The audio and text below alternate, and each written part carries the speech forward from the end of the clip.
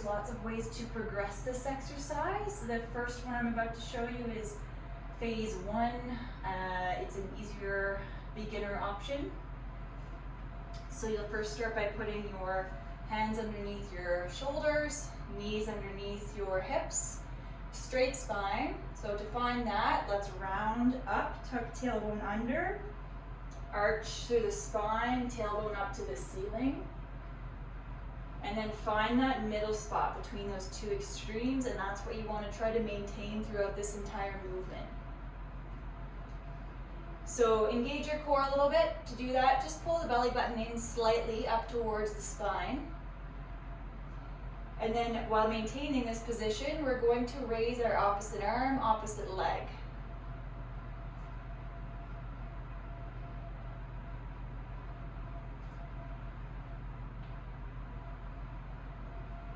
The goal of this is to maintain a straight spine, so we don't want to be twisting through the spine or twisting through the hips, like so.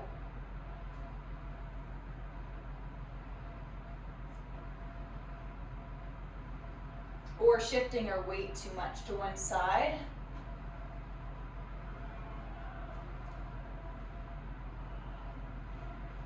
If you're doing that, it means we need you to practice the movement, maybe starting with just one limb at a time, or just don't extend your arm and leg out as much. Working towards full arm, full leg extension.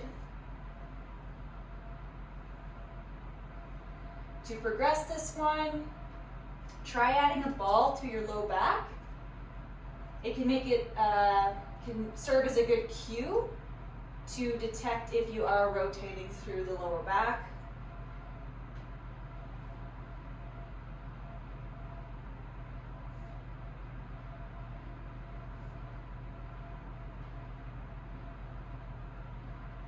If I do move through the low back, the ball is going to fall off.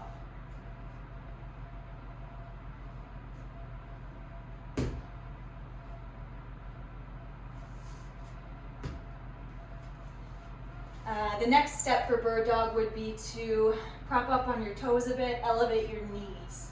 You can start by warming up and just hold the position.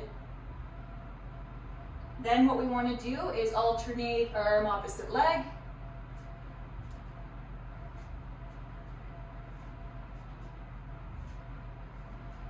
If that's too hard, you can just start with one limb at a time.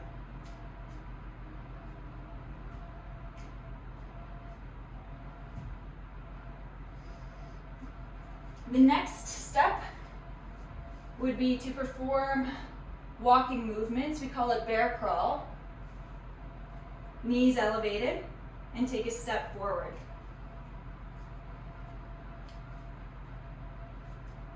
Come backwards.